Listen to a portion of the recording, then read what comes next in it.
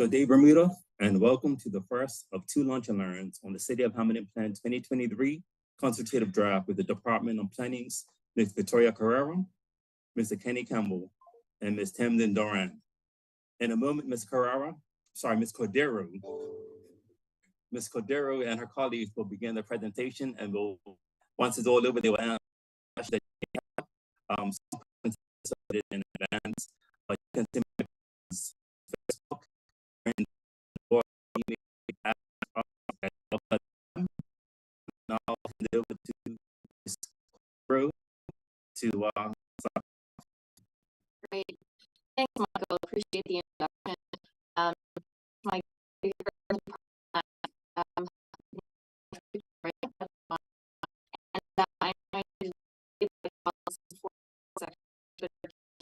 part of past years and producing a content around the next City of Hamilton plan, which we're really excited to share to you today.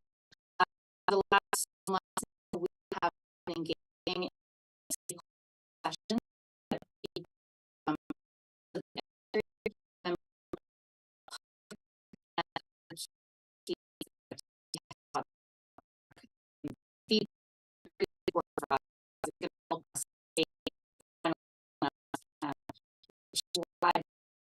next 5 to 10 years, which we would share with the audience today.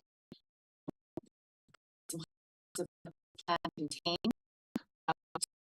encourage you to any questions that you may have. And we'll be more than happy to dialogue after the presentation and hope to answer some questions and provide more information for everyone. Thank you very much, and I'll hand it over to Kenny.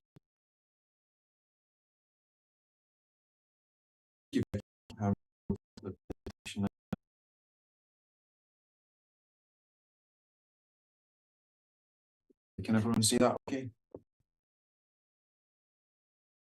Vicky, I'm going to cover some of the key components of the plan. It's not going to cover everything in there, but I hope there's enough in to give you a flavor of the document and to provide you with enough information in the hope that you will then go onto our website, which is planning.gov.bm, and review the document and its important information as a whole and details of how you can back so set out within the. So the for the plan is to facilitate a vibrant and sustainable city of local and international appeal, offering a range of services and experiences in a pedestrian-focused quality public realm. So we have ensured that this vision has informed all of the detailed content of the plan. So we've constantly been going back and checking to ensure that all the policy we're writing is tied to the vision, and we're trying to put what the vision with this plan. So we would ask that if you comment on nothing else, please provide us feedback on the vision, because it's this which is driving the content of as a whole. So a bit of background information in the first instance. I thought it may be useful just to explain what a plan is, because I know that it can conjure up all sorts of ideas in different people's minds. So it's a land plan, and at the moment in Bermuda we have the Bermuda Plan, City of Hamilton Plan 2015, the North East Hamilton Local Plan 2022. All of these documents contain which are used in the assessment of planning applications. Our intention with the new is that it would of the existing City of Hamilton Plan 2015, and it contains all the policies as to assess planning applications within the city. So the existing city 2015, so that was we're now getting on for almost 8 years. It's been in operation, so that was an indication to us that it was time to review that document, not only because it's passed, but also because of the planning profession that have happened in the intervening years. It's a profession which is constantly evolving and finding new and better ways of doing things. We think we've a couple of initiatives from the international which could work and assist with the betterment of the City of Hamilton. So we did the North East Hamilton local plan for, I think it was beginning of 2019, 2019 into 22. Looking at that, as I said, it was adopted in 2022, and that plan sets out a new approach, both in terms of how a land use plan is prepared in Bermuda, but also how it is applied. And when we did the consultation on that document, it was clear to us that there was a with it from those who provided us with consultation feedback. A similar approach that we set out within that document in the wider city plan area. So that is very much on of the consultative draft and the approach that we document. So extensions has gone into the plan in order to provide transparent policy direction, and all of that is set out within the city survey, which is also available on our. Final thing to say before I go any further is that the consultative that says it's your feedback. This is the that I mentioned. The plan will be shaped by the feedback that we receive, so it's really involved in the process. I think. So the making process that we've followed with this document is a bit of a break from the norm in Bermuda. We're going to use a 3-stage this time around. So this consultative draft stage of the process is, and the reason that we've introduced it is to have an earlier stage in the process, the plan stage, to give people opportunity to influence the process. Also provides us with any issues at an earlier stage that we can reach resolution at the plan stage in the process. Version of the plan, so neither the draft nor the draft plan will be issued to the document. We want to ensure that we consultation exercise the adopt plan in place. The draft plan stage, it's our hope will be a more solidified policy direction through the consultative draft plan stage. Will also another opportunity for public input, and that will be another full consultation exercise, and we'll provide details of that.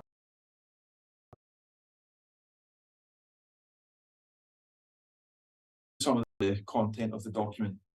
The plan is to be in it, and what that means is development proposal. We look at all of the policies which are relevant to that proposal and assess the proposal in the round. Policies within the plan which on their own mandate the refusal of an application or the approval of an application in some circumstances. So it's about assessing proposals in the round, and that's what this plan really is promoting. Now, what we have adopted with this document is the overarching theme of placemaking. This is a broad policy concept, which in essence is aimed at creating places with a sense of identity and sense of place. What we've identified primarily from our international research is that there has been an increase in vacancy rates in commercial centres around the world, primarily as a consequence of online retailing and the impact that has had. So we've had a look at how other jurisdictions are approaching that issue in order to support economic activity within commercial centres. And what we are finding is this broad movement towards a focus on the quality of a place. If you can create places which are appealing for people to spend time in, then they'll spend more time in those locations and ultimately spend more money, which is what we want to achieve in order to support existing businesses within the city and also encourage prospective businesses to view the city as a viable location to establish. So that's what we're really trying to promote through this placemaking agenda, and the plan contains 6 placemaking principles, which shows how we will try and use placemaking to guide future development activity within the city. So placemaking promotes a design-led approach to development informed by contextual analysis, in order to provide a rationale and justification for design solutions. So what we will be requiring under this plan is developers to look at the opportunities which a site and the surrounding area presents in order to inform the design solution that they present to us. So that will be a requirement to look at things such as building heights, building widths, prevailing architectural features within the surrounding area in order to influence the proposal that they present to us. All of the best designs around the world are informed by high quality contextual analysis, and that's an approach that we are trying to advocate for within the city. So the plan does provide for greater architectural freedom in order to allow that contextual analysis to take place on an unconstrained footing. It does propose the removal of some of the traditional design constraints which have governed activity within the city, such as story heights and upper story setbacks. Now, if we're going to make that transition successful, it's important that we all realise, us as a department, the Development Applications Board and all of the stakeholders that we deal with, that there'll be an increased responsibility on us to ensure that that transition takes place responsibly. And we're confident that the plan contains all of the necessary tools to ensure that that happens. So climate change has quickly become the main issue for land use plans around the world, not only in Bermuda, but obviously in Bermuda we do experience things such as increased extreme weather events, rising sea levels and the associated implications of that. We're also aware of some coastal erosion in certain parts of the island, particularly along the south shore. So it's important that a land use plan in Bermuda recognises these issues and that climate change considerations is allowed to influence the land use decisions that we make. So we have included a strategic climate change policy within this plan, which requires all applications to consider the prospect of maximising energy efficiency within developments, the inclusion of renewable forms of energy, including green infrastructure, not just from an amenity perspective, but also from a climate change adaptation perspective, managing flood risks appropriately and fully within application sites, and incorporating sustainable urban drainage methods. Another initiative that we've introduced under the banner of climate change is a potential requirement for energy statements in association with new development proposals. And what that will require is developers to evidence a three-stage process that they have gone through in order to minimise the energy needs of their development. So the first stage of that process would be design considerations. It's then the materials and technologies which would be employed within the development, and also to explore the use of renewables to provide for the residual energy needs of the end scheme. So districts and uses, the map on the right hand side that you can see on the screen here splits the city into different areas. Now, this isn't meant to be, it's not zones, it's districts, and it's not meant to be overly prescriptive in terms of the land use activities that can take place throughout the side of the retail core. Something called city centre uses, which is defined within the plan. What it means is we will support a wide range of city centre uses plan area, regardless of the district that you're in, as I mentioned, with the exception of the retail core. What the districts do is provide an indication of the character areas of the city. This is Bermuda's primary location for brick and mortar, and we think it should continue for retailing activities, but vacancies in this part of the city, which is that it is the primary location for activity in this part of the city in particular. So in this area, focused on generating footfalls, restaurants, financial services, which have a public interface and which generate activity throughout the business day. That when that benefits existing businesses, and again, hopefully promotes the idea that prospective businesses could actually view this as a viable location to establish and see the footfall that the area attracts. So the map also shows strategic development sites in yellow on this map.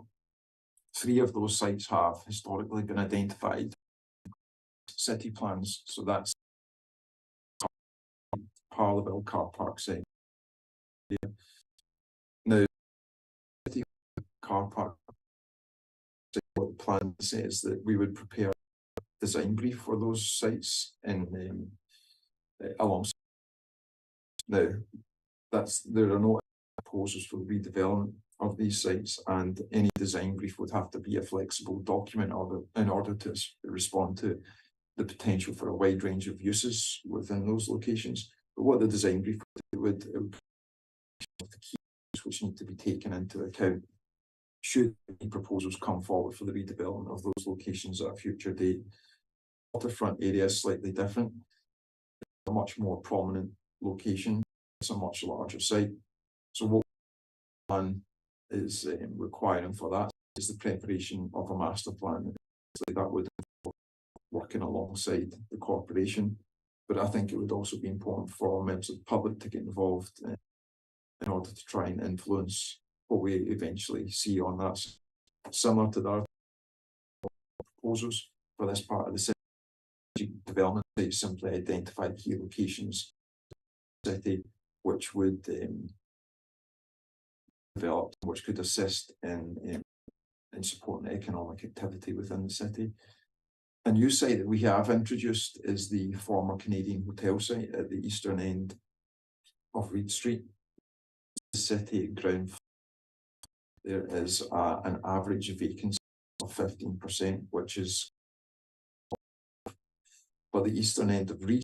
We did our data collection, was showing a vacancy rate of 28%, which was really alarming for us. We, the corporation, are looking at on that part of the city, so we want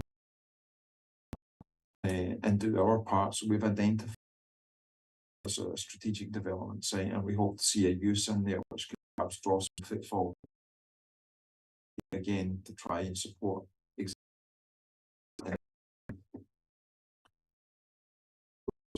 4 areas of open space. So that Victoria Park, Bars Park, and All Boys associated with those areas of open space, which seek to protect them for their open space and recreation value.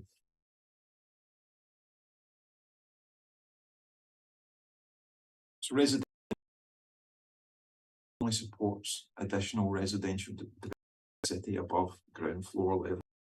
There are a couple of, first and foremost, when you have an increased amount of people living within close proximity to existing facilities and services, those businesses can benefit from that, particularly the evening economy. So people would have access, readily available access to a range of services and facilities. So again, this is all aimed to benefit and support existing businesses within the city. Also, the sustainability point of view, when you have people living in proximity to a range of services and facilities, they have less need to actually travel to other parts. So again, just climate change and our obligations in that regard, supporting additional resident development within the city is a nice initiative for us. So in order to support that, we are suggesting the removal of the current requirement for communal areas of open space within the city, and instead there would be a requirement for a contribution to upgrade an existing area of public open space or other form of community benefit, which we'll talk about later on in the presentation. Something that we do think there is continuing value for is a requirement for private open space within the city. Now, principally what that means is balconies, given that we're within an urban environment. What we often hear from developers is that there should be a requirement to provide private areas of open space within the city because they don't get used. We did a lot of research on this, again, both locally and internationally, and what we found is that in those instances where balconies are not being used is because they were not designed as an integral part of the building. The plan contains 5 criteria which should be looked at and considered when designing these spaces, and we're confident if that criteria is successfully applied, then the spaces will be valued and used.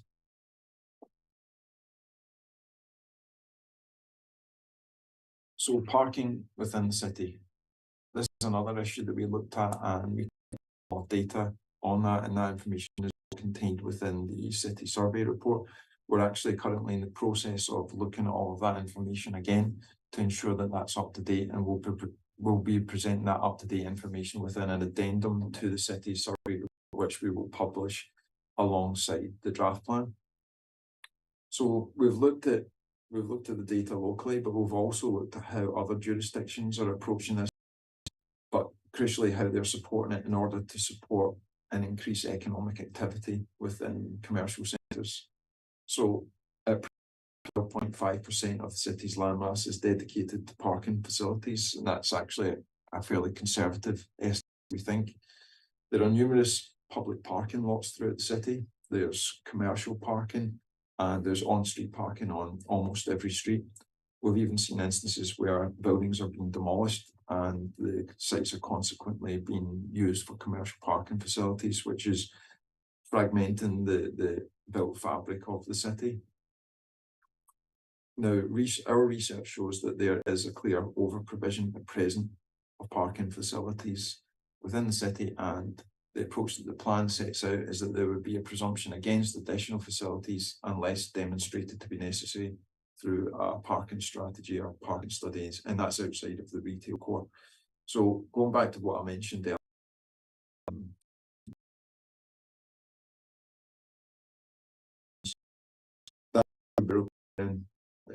evidence are required.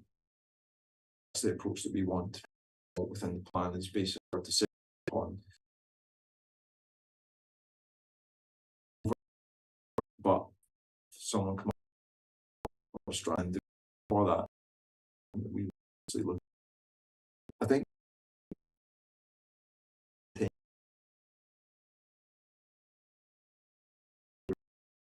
is a core component of any success.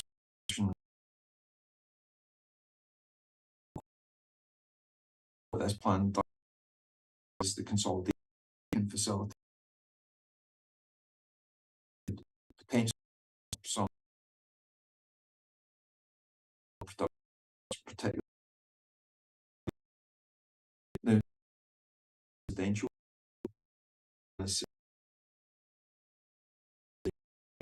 car parking per residential unit will not have parking space. That unit is confirmed as a unit, meaning it would not.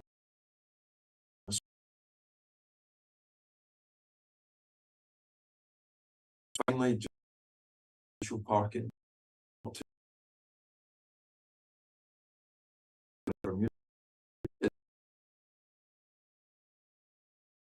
Now that's the way we're moving.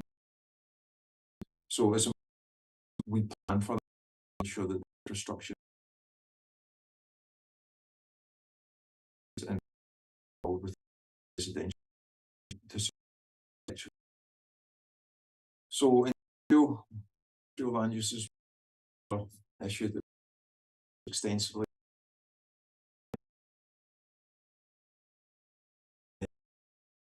consistent versus environment of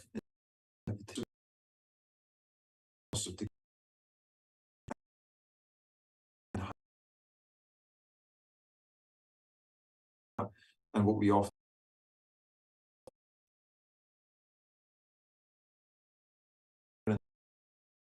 other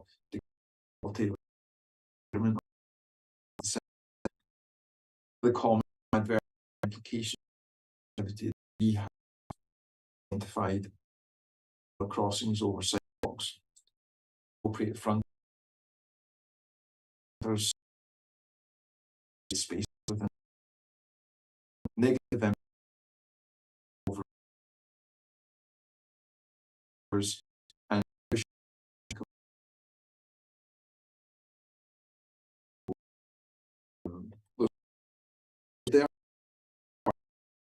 facility. So they can dead spaces of the city there and placemaking those atmosphere within the try and have for benefit is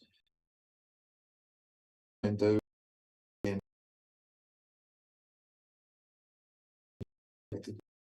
is that and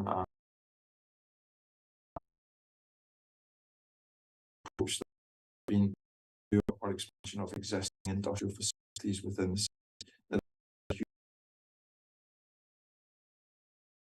Is this issue is not allowed and only allowed light and so this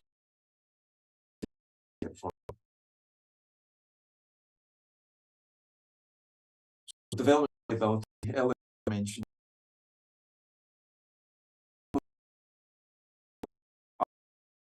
established and is are for the developer to things such as additional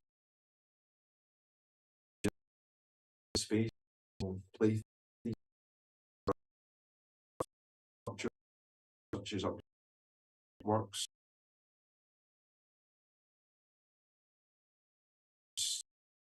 traffic lights, all to provide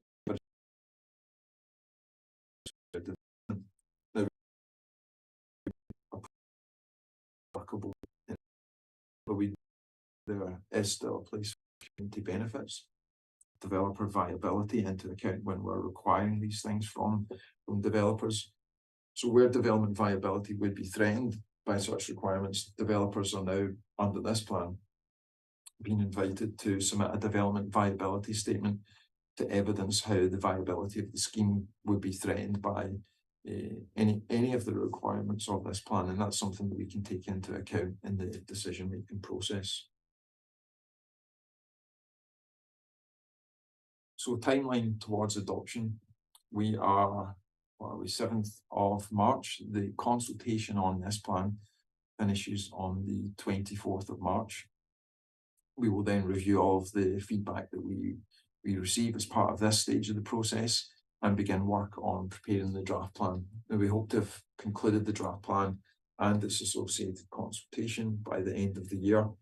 And with the various other legislative stages of the process, we are currently targeting an adoption date of September 2024. Now that date may come forward. That will largely be dependent upon the number of representations that we receive, but that's what we are targeting at present. And all of this information is also contained within the plan as well.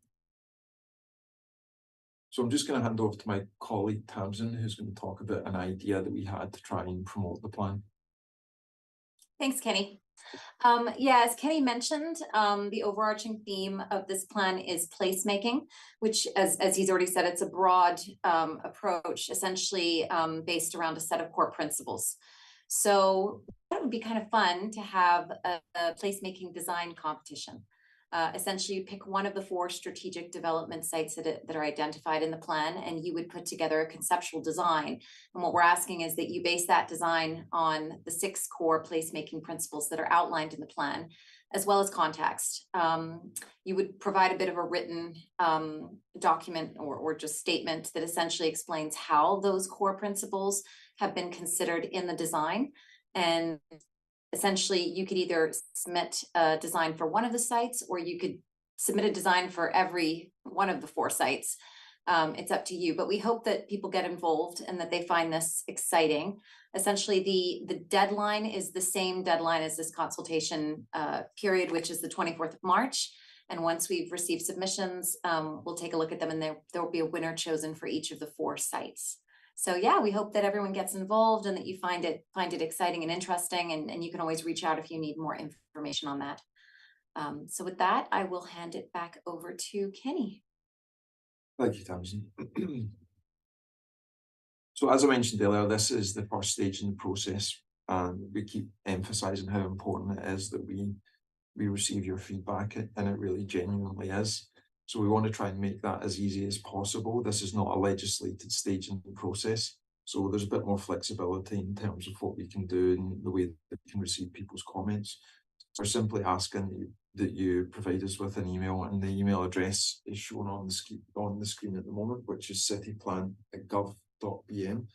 The alternative is that there is a survey embedded within the story map version of the plan, which is available online. So please feel free to go online and complete that, should you wish to do so.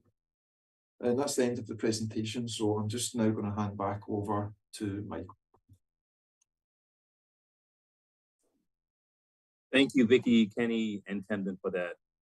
So we will now enter the question and answer phase. We have, as I said previously, received questions in advance of this event, but feel free, anyone out there that's watching, to submit your questions. Again, they can be submitted directly on Facebook in the chat, or you can email them to askus@gov.bm.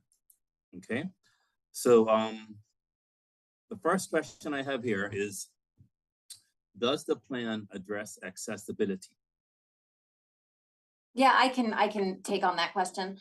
Thanks, Michael. Yep, it does. It absolutely does address accessibility. There's a policy in there that essentially requires development proposals to look at access arrangements that accommodate a range of physical abilities. You know, we are aware that we have an aging population. We are aware that there is going to be a huge increase in particularly the number of seniors. So we really want to make sure that people can get access, you know, to new developments that come in. Okay, how about like wheelchair access? I'm sure that's part and parcel, but. Yep, absolutely. That's all a part of it. So we want to make sure that, you know, every range of physical ability in terms of access can be accommodated with the design of a building. It's really important. Yeah, I agree. Just on that point, Michael, I think it's important to make a distinction between what our role is and what the role of the corporation is in those instances. The corporation has responsibility and ownership of public land within the city. What we can influence is land in association with development proposals and development activities. So there is a clear distinction in terms of the roles there. I see, I understand. We're certainly, with this plan, what we're trying to do is complement a lot of the good work that goes on within the corporation. And that's certainly informed a lot of the content, and particularly some of the placemaking principles that are set out within the plan. Okay. All right, the next question I have is, does the plan encourage the use of sustainable modes of transportation in the city? Yeah, absolutely. The plan wants to prioritize and encourage sustainable and active travel choices, things like walking, cycling, public transportation. That's a big part of it. Obviously, again, within our control. Pedal cycle storage racks, for example, that's sort of listed as a community benefit, which we would maybe require in response to a development proposal. Obviously, trying to make the city more pedestrian friendly is huge benefit to the city, because nobody wants to negotiate with vehicles. It's not really enjoyable to be walking around and sort of, you know, having to consider that. So we really do want to try to sort of give back more, I guess, to the pedestrians, so that they feel more comfortable at ease in the city, and so that they can enjoy it and move around freely. Yeah. Okay. With the pedestrianization of the city, and I guess parking elsewhere or in more centralized locations, how would we be able to transport the persons that are parking their vehicles into the city? Well, I guess, go on. Sorry, Kenny, you can answer that. Right, okay. First of all, the plan doesn't talk about pedestrianisation. And again, just going back to what I said earlier, that pedestrianisation would be a project which would be undertaken by the corporation, because it relates to public land. The plan does support an increased and enhanced pedestrian environment in order to try and support pedestrian movement within the city. But any proposals for pedestrianisation, that's an initiative which would be taken forward, first and foremost by the corporation. The consequences of that and what that would do in terms of displacing vehicles and any associated requirement to transport people to and from the city, I guess is something which would have to be factored into the process of any pedestrianisation initiatives which could come forward within the city. The next question that I have is, can you provide examples of the sorts of projects which would constitute a community benefit? Yes, it would largely be dependent upon the scale and nature of the development. So, you know, I think in Bermuda, as I mentioned during the presentation, we have to be very careful about this issue and ensure that we're not threatening developer viability. So my belief, and I think this is something which would be expanded upon within the guidance note, is that we have to start small. So the things that I would think of would be enhancements to the pedestrian environment in the immediate environs of the application site. And clearly that's something that would have to be brought forward alongside the corporation, or perhaps enhancements to the facilities within existing areas of open space as well. Again, that would involve liaison with the corporation. But those are the sorts of small scale things that I think we should try to look at through the community benefits initiative. And if it is successful, you know, it could be something which is gradually expanded. But it's also the case that there's with the community benefits initiatives that there could be financial contributions made as well, and that could be money which is held and put towards a larger community benefits scheme further down the line when sufficient finances are accrued. Okay, understand. The next question I have is, does the plan settle proposals for the waterfront? So the plan doesn't specifically set out development proposals for the redevelopment of the waterfront. The waterfront's been identified as a strategic development site. And there's a policy in there specifically for the waterfront, which requires a master plan be prepared. That plan would be prepared in collaboration with Corporation of Hamilton. And there are definitely criteria that need to be met in preparing that master plan, which would essentially you know, be used for the redevelopment, but it doesn't specifically set out proposals for the waterfront, no. Right. I just want to take a moment to thank the audience for submitting their questions. Greatly appreciate it. And remind you that this is your opportunity to find out about the City of Hamilton Plan 2023 Consultative Draft and to provide the feedback and contribute toward the final document. And it's imperative that everyone does get involved. So with that said, I'm going to move on to the next question that we have.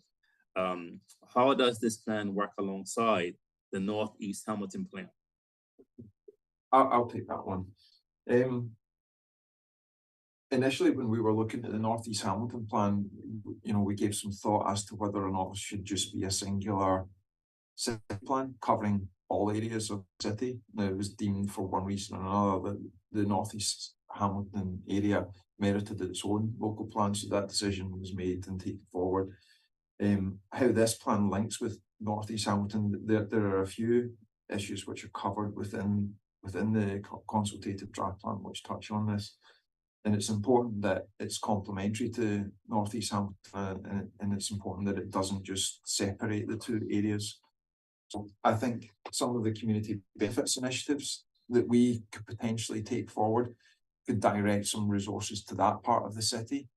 Again, I keep going back to this, that would require us working alongside the corporation to identify appropriate initiatives within public land in that area of the city. And one particular initiative that the plan does mention in terms of how it can support the growth of Northeast Hamilton is the existing link between Front Street that takes you right up to Northeast Hamilton, which I think is quite often overlooked. That's Fagan's Alley, Joel's Alley, and that you have a ready-made linkage, pedestrian linkage between Front Street and the northeastern part of the city, and I think some enhancements to that route, perhaps through the Community Benefits Initiative, could assist in supporting the growth of Northeast Hamilton. We also talked within the criteria for the waterfront area about the potential for creating directional signage towards Northeast Hamilton and any future proposals for that area. You know, I think that anything that could come forward, like for the comprehensive redevelopment of the waterfront, it would attract a significant amount of people, but that certainly would be the intention. So just to highlight the existence of Northeast Hamilton and the services and facilities that area offers would be an opportunity which could present itself through the redevelopment of the waterfront as well. Okay, all right, thank you. So another question I have is, what are the core placemaking principles which are relevant in this plan? Yeah, I can take this one. So essentially, we've identified 6 core placemaking principles, which we would really like every design to consider. So those include distinctiveness. We really want every design to be distinctive so that it creates a real sense of place and identity. We'd like them to be safe and pleasant, connected, easy to move around and beyond. And that's where that accessibility comes in, Michael, that we talked about earlier as well.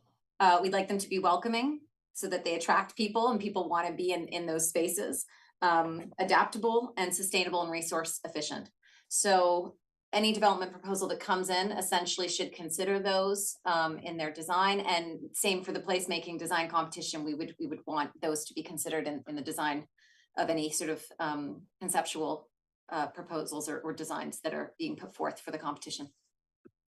Understood. Let me see if we have any more questions coming in here.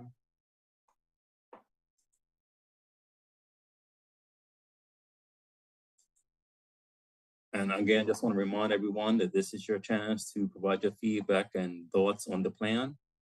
And if you haven't, and if you wish to share them in the future, you can feel free to go to planning.gov.bm and submit your questions there, review the plan in its entirety, and provide your feedback at a later time. So that was the final question. I don't see any more coming in.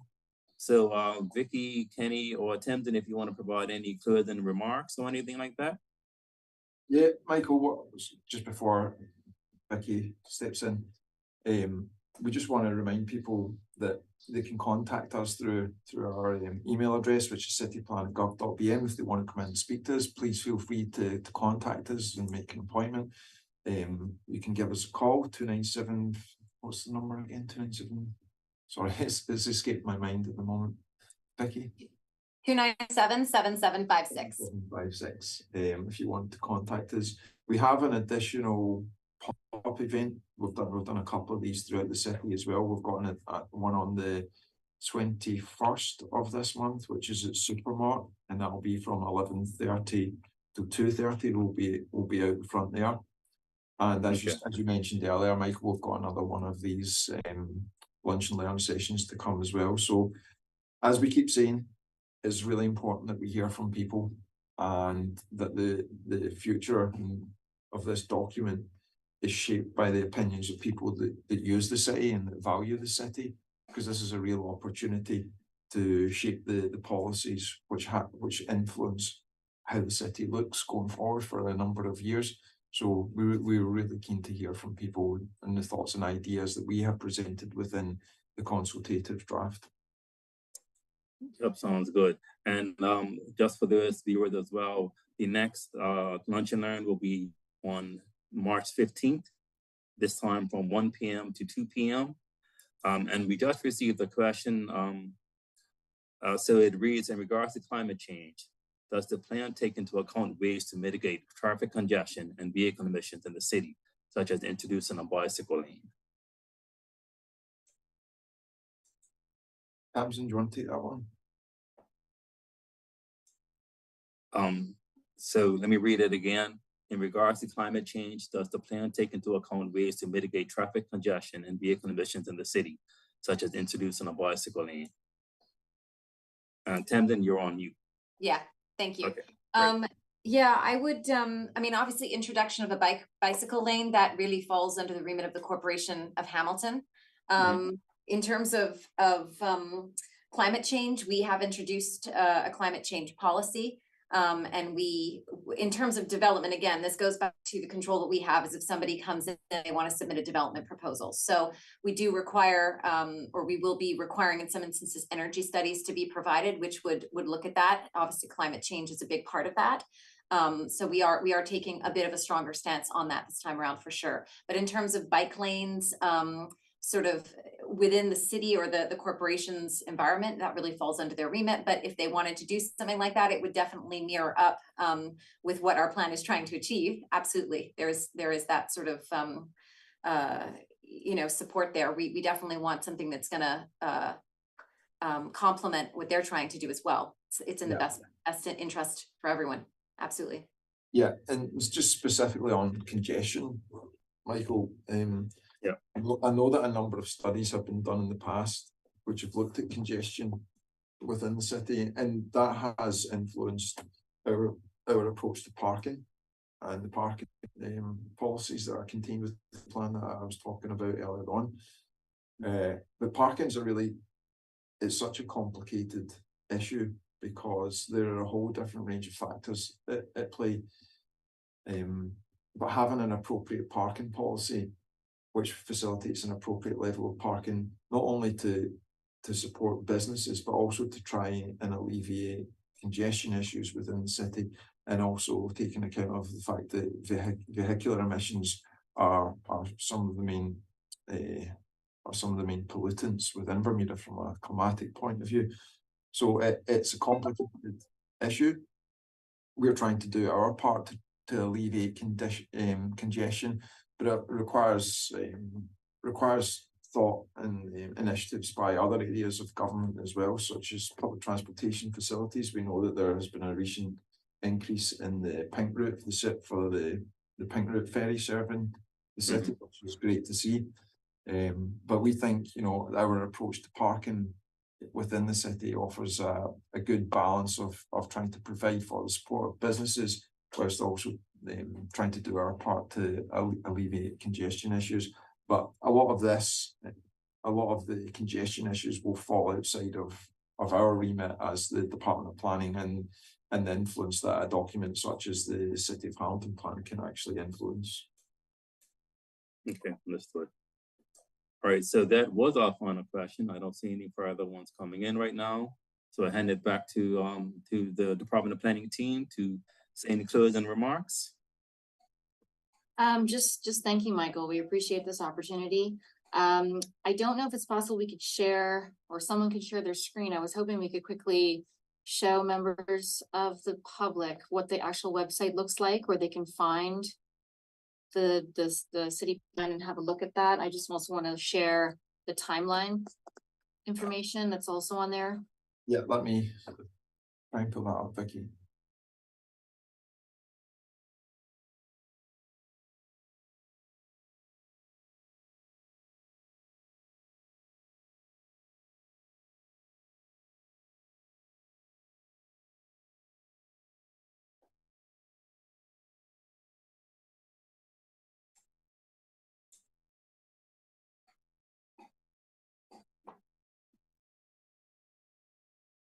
So I'll take it through to our homepage.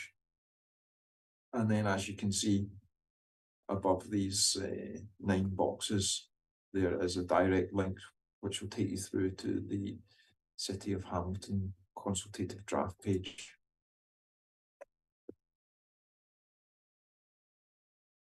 And then you can see the consultation events that we've conducted thus far, what we still have remaining, some background information and the process that we've gone through.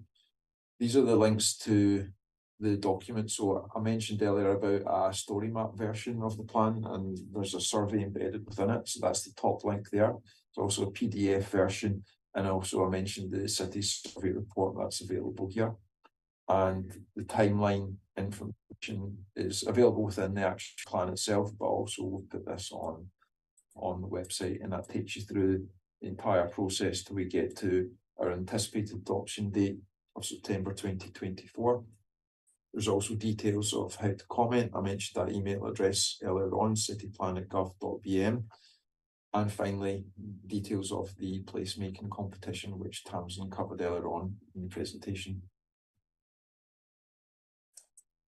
And I'd just like to add, you don't necessarily have to be an architect to enter that competition. We would like, there's a lot of creative folks out there, members of our community. And so please don't be shy. We welcome any submissions. We'd love to see what the public want to see in their city because, it is a collective city. It belongs to every citizen of this island. And we all want to make it a place that people want to visit, not just out of necessity. So with that said, I just want to say thank you again for this opportunity and thanks to my team who have worked incredibly hard on this venture. And we look forward to the next Lunch and Learn. All right, thank you all for attending. And again, thank you for Vicky, Kenny, and Tamsyn for being here to share this information and educate the public and give them the opportunity, as Vicky said, to contribute and submit their ideas, suggestions to the plan, which is for all of Bermuda. So thank you, and that is the end of this Lunch and Learn, and we look forward to the next one. Everyone, have a great day. Bye-bye.